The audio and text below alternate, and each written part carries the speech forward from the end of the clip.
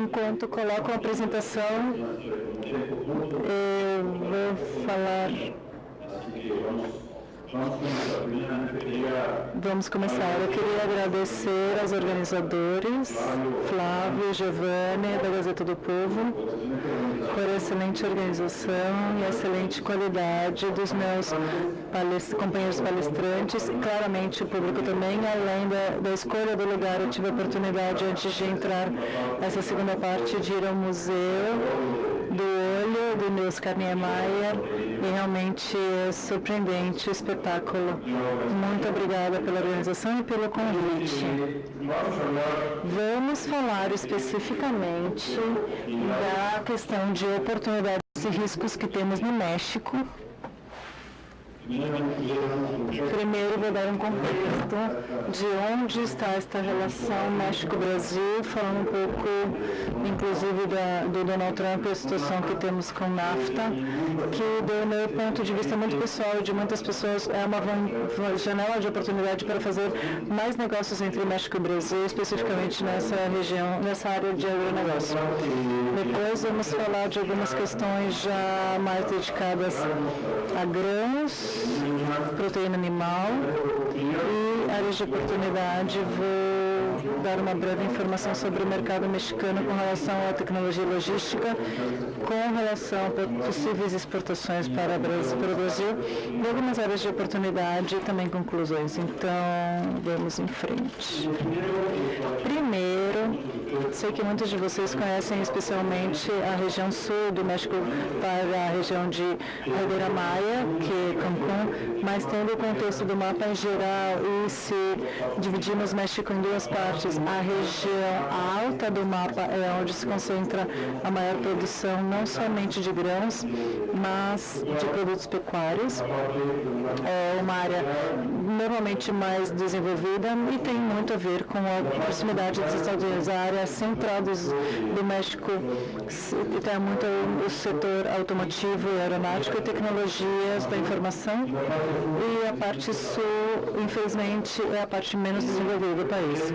Vamos lembrar, para colocar em contexto a situação do México, que em 1910, que já faz bastante tempo claramente, em 1910 tivemos a Revolução, e para efeitos de produção de agricultura e pecuária, o México entra num contexto sob essa questão da revolução de ejido. Ejido é uma expressão que vocês vão ouvir muito no México, que é a distribuição de terra em termos de comunas.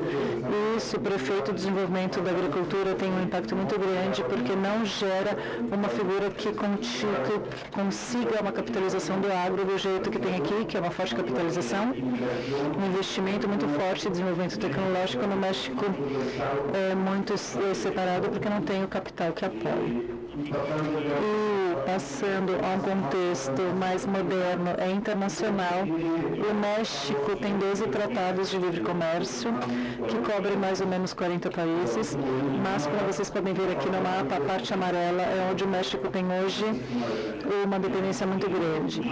Temos mais de 80% do nosso comércio internacional concentrado nos Estados Unidos e Canadá, e como vocês sabem, não temos um acordo de livre comércio com o Brasil. Mais para frente eu vou falar dos acordos que a gente sim tem. A questão é, dentro deste contexto dos acordos que tivemos em 1994 entre México, Canadá e Brasil, hoje temos uma evolução muito grande. A partir da administração do presidente Donald Trump, falamos primeiro em maiores restrições ao comércio entre México e Brasil. Isso restringe muito oportunidades, muitos projetos de investimento e estão em stand-by justamente porque existe incerteza.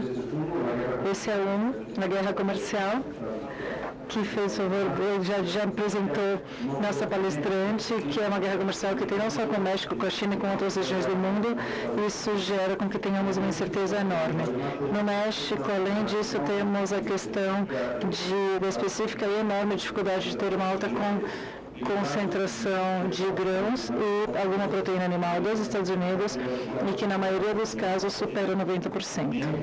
O México, justamente por causa dessa situação de dependência tão forte, gera uma oportunidade perante a crise, como o nosso palestrante de Israel disse, perante a crise, México gera a oportunidade de procurar, buscar e gerar não só o destino das exportações, o México tem um comércio exterior muito ágil, mas decide diversificar a origem das suas importações, entre elas a parte agropecuária. Existe a possibilidade, também víamos nos jornais hoje de manhã, que nesses dias vão assinar a renovação da NAFTA, mas a gente sabe que o presidente Trump pode dizer que sim hoje e amanhã mudar radicalmente a sua decisão. A questão de contexto, tivemos a eleição presidencial, alguém que concorre 3 vezes, e dessa vez ele ganhou, vocês estão familiarizados com esse tipo de processos, alguém que tem sido visto passar de uma posição radical a uma posição moderada, mas dentro da proposta da equipe de trabalho, segundo as y se ven tres cosas que los mexicanos... É a eliminação da erradicação da violência, 2, a eliminação quase impossível da corrupção, que é outra questão que nos impacta totalmente. E uma coisa que o México não tem feito o trabalho como sim o Brasil fez é concentrar muito mais no seu mercado interno, não só na exportação. Essas são 3 das medidas que o próximo presidente, que vai tomar posse 1º de dezembro, vocês vão começar esses processos no próximo mês de outubro, e praticamente os 2 presidentes vão coincidir em termos de legislação. Onde estamos nessa relação bilateral? Temos um acordo da ALAD, todos os países da América Latina, temos um AC53, que é um acordo que cobre o que chamamos como NSMs, são frações arancelárias, que cobre um universo de mais ou menos 200 anos. E temos uma C55, que cobre o setor automotivo e autopeças. No curto prazo, vimos desde a visita da ex-presidente Dilma, temos visto a evolução do AC53 passar de 900 NCMs a mais ou menos entre 3 mil e 5 mil NCMs, que isso seria muito interessante. E a outra coisa que tivemos, há 15 dias atrás, tivemos a visita do presidente Temer, os presidentes da Aliança do Pacífico e os presidentes do Mercosul para falar sobre a possível ampliação deste relacionamento entre os blocos mais importantes da região. Então, em termos positivos, vemos a ampliação dos AC53 ou, em paralelo, que se amplia essa relação da Aliança do Pacífico. Aquí muy rápidamente tenemos una relación muy paralela en muchos sentidos, o sea, tenemos vínculos muito profundos. Vou sair para a gente poder continuar assim, focalizando no gráfico. Aqui contamos uma relação pobre, apesar de que 2 países representamos conjuntamente um pouco mais próximo a 60% do PIB da América Latina, temos 60% da PIB da América Latina, da população da América Latina. E aqui vemos que no melhor dos anos, o melhor que conseguimos foi um intercâmbio, exportações entre México e Brasil de 10.077 milhões de dólares. E isto, se a gente coloca no contexto geral, não é mais do que 2% do intercâmbio que o México tem hoje no mundo, e é um pouco menos de 1,2% do intercâmbio que o México tem com o Brasil. É bem pobre a relação, mas o que pode acontecer é exatamente essa possibilidade de crescimento. E falando um pouco de números mais recentes, vemos que existem 3 produtos do setor agrícola que estão dentro do ranking dos primeiros 25 produtos que o Brasil exporta ao México. Um deles já tem uma longa produção, a soja tem sido exportada por muitos anos do Brasil ao México e tem crescido. Outro que é mais recente é o frango, onde tive a sorte, alguns anos atrás, de trazer uma missão de compradores mexicanos. A gente visitou 24 empresas, a gente visitou aqui Paraná, e hoje, por sorte, essas exportações, pelo bem do Brasil e do México, porque também tivemos situações de febre aviária, hoje temos um fornecimento mais constante. Mas, para o mais recente, é milho, que na presença do Brasil tinha sido bastante limitada, basicamente nula, começa a ter uma presença, e temos um enorme interesse do México nesse setor. E com algumas cooperativas que já tínhamos comentado com o Brasil, de crescer essa relação. Eu apresento aqui o sorteio gráfico para mostrar, estamos excessivamente em ambos países concentrados no comércio de carros, autopeças, e algumas áreas agrícolas, como eu já comentei, e alguns outros produtos. Mais ou menos 50% do intercâmbio que temos, desses 9 bilhões de dólares, desse setor automotivo. Nos dois países precisamos diversificar essas fontes de fornecimento em outros rubros e outras áreas, onde às vezes somos competitivos, mas em muitos outros sentidos somos complementares. Investimentos estão muito parecidos, 30 milhões de dólares nos dois sentidos, tem a parte do agronegócio, né? E no México, como eu dizia no primeiro mapa, é um país que tem uma série de solos e climas muito variados.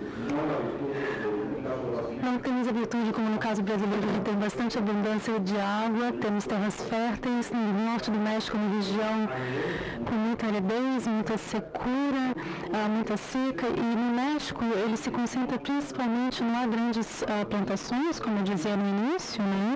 E também em relação à qualidade do solo e a falta de investimento que houve em muitos anos no setor agrícola. O setor agrícola, que agora está mudando no México, eu diria que dos últimos 15 anos para cá, é um dos setores onde mais se está apostando, que mais cresce no país, mas também tem várias deficiências em vários setores. Entrando no tema que interessa a vocês, aqui nesse gráfico vemos basicamente os principais grãos que consumimos no México, e os que estão marcados de amarelo especificamente são onde temos déficits comerciais, onde não há suprimento grande no México.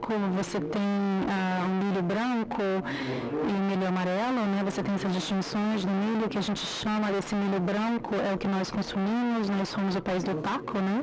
Nós consumimos para as tortilhas, para o taco, essa comida mexicana, alimentação humana, e o mais amarelo tem muito a ver com a questão do alimento para animais e para fins industriais. Temos um déficit importante aí, mais de 17 mil toneladas, e a outra questão na soja também, nós importamos alguma coisa do Brasil, mas ainda há uma janela de oportunidade. Quando vemos a importação de milho, vemos que 97%,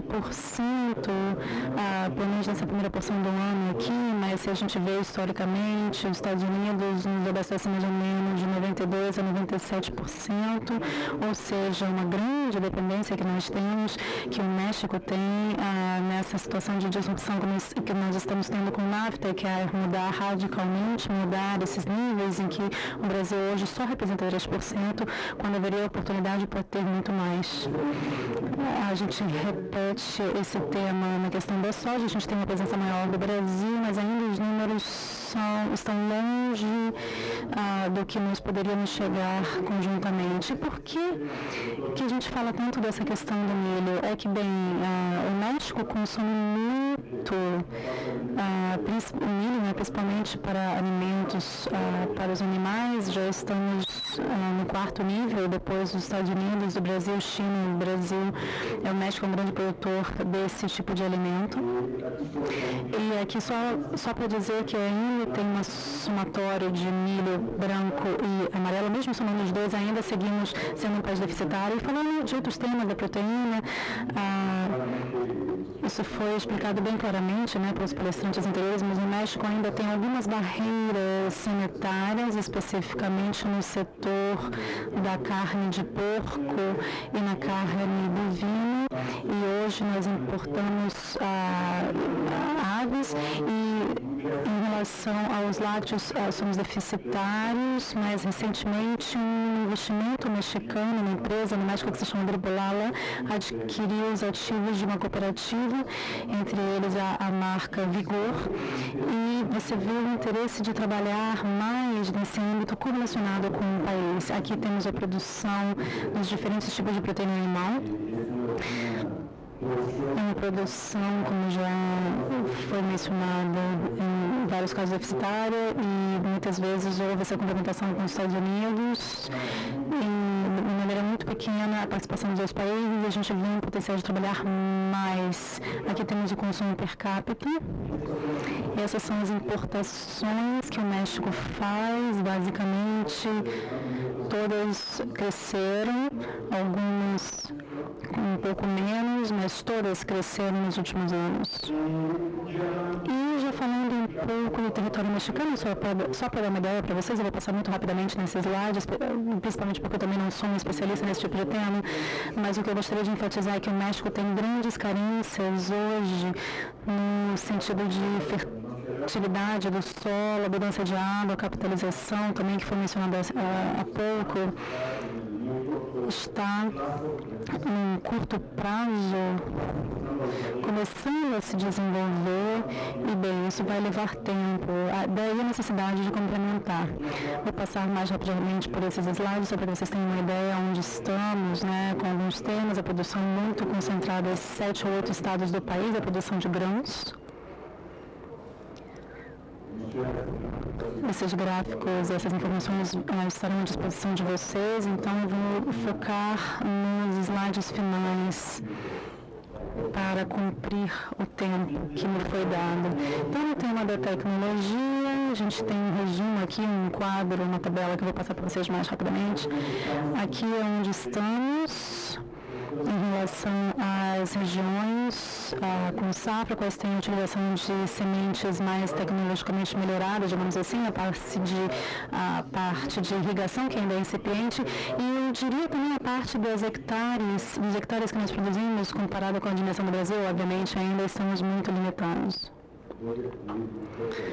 Vou pular aqui um pouco para a parte da logística, onde eu acho que nós deveríamos trabalhar mais.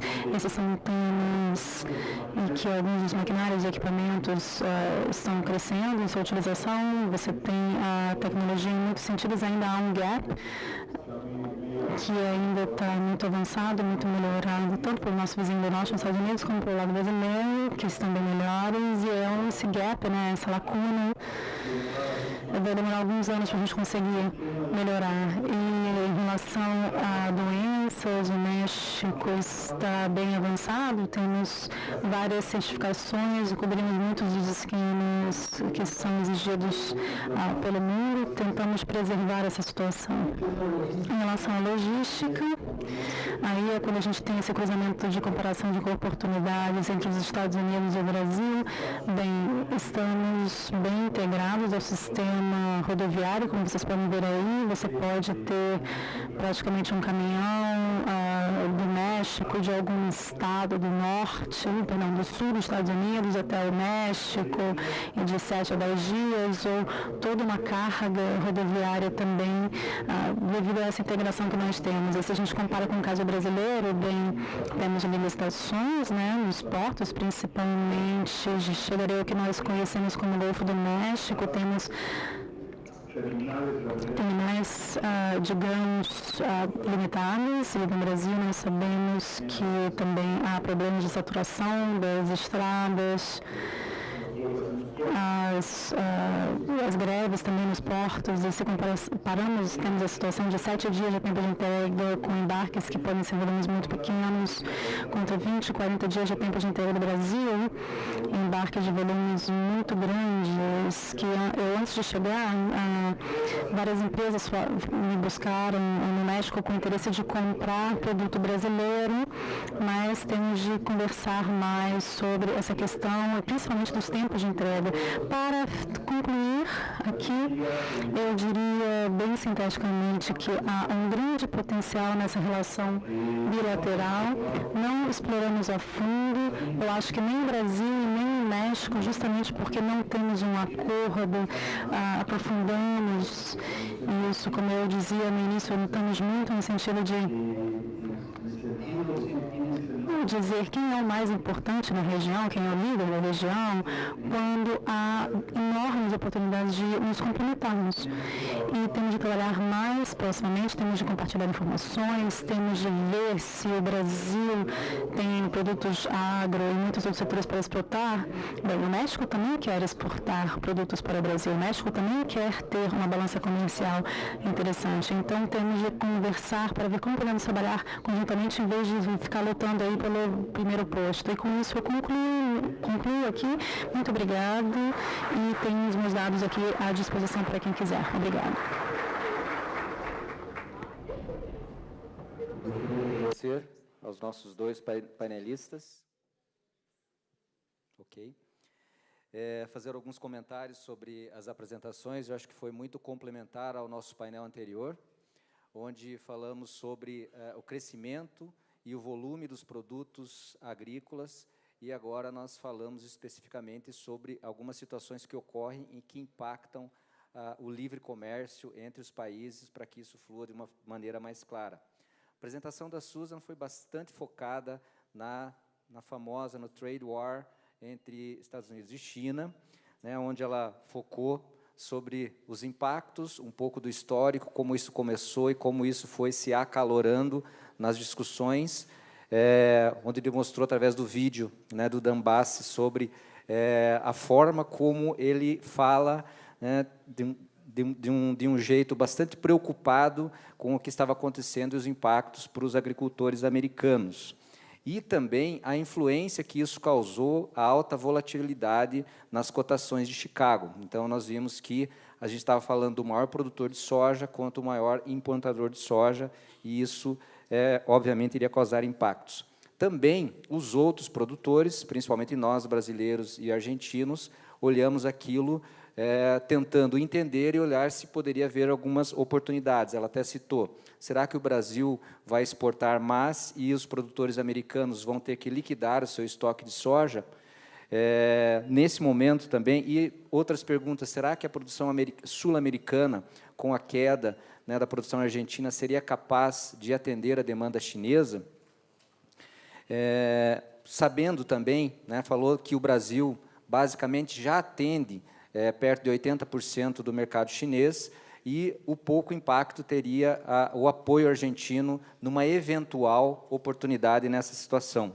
Também comentou sobre o pacote do Trump, né? Então, o Trump, tentando amenizar essa situação com os produtores, veio com um pacote de apoio de 12 bilhões, né, para ver se isso teria algum impacto, principalmente no humor do produtor americano, que, obviamente, ele se viu bastante afetado. Vocês viram os gráficos da Universidade de Purdue, né, no AG Barometer, que mostrava que a expectativa dos produtores americanos é que eles, obviamente, estariam perdendo, né, com essa questão dessa guerra comercial. Então, a gente viu alguns gráficos, né, que o barômetro caiu 26 pontos no pico da guerra comercial, e as expectativas dos produtores, que 35% deles falavam que tinham uma expectativa de ter uma queda de renda nos seus negócios agrícolas de mais de 20%. E também vimos os recordes nos contratos de Chicago, de Future and Options, né, o agricultor claramente mostrando que, observando isso, ele buscava alguma fonte de se proteger contra toda essa situação. Então, isso foi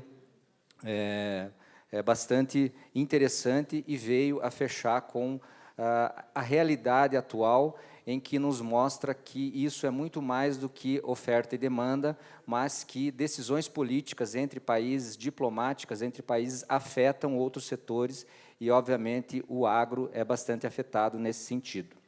Então, foi bastante esclarecedora.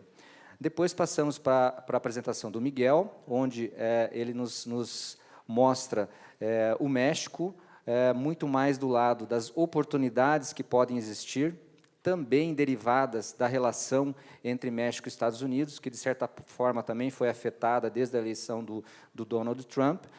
Nós vemos que o México é muito dependente em termos de importações de alimentos dos Estados Unidos, em sua grande maioria, né, quase perto de 100%, apresentando também algumas situações que derivaram disso, né? O efeito Trump, que foi o acordo México-Canadá-Brasil, onde iniciou, de uma forma tímida também, algumas oportunidades entre os governos para tentar ampliar essa questão de explorações para o agro. Nós vimos claramente que o que nós conhecemos da relação comercial com o México é veículos e, como até eu comentei no começo, existe uma demanda para produtos agrícolas, soja, carne, milho e tudo mais. Também comentou, já finalizando, que para que isso aconteça, é preciso que ocorram avanços entre as negociações diplomáticas e melhorias no nosso processo logístico, já que a distância entre o Brasil e México impede, né, ele comentou que grandes carregamentos podem levar de 20 a 40 dias para que uma transação comercial ela se concretize. Então, mais uma vez, finalizamos o painel, agradecemos mais uma vez aos nossos convidados,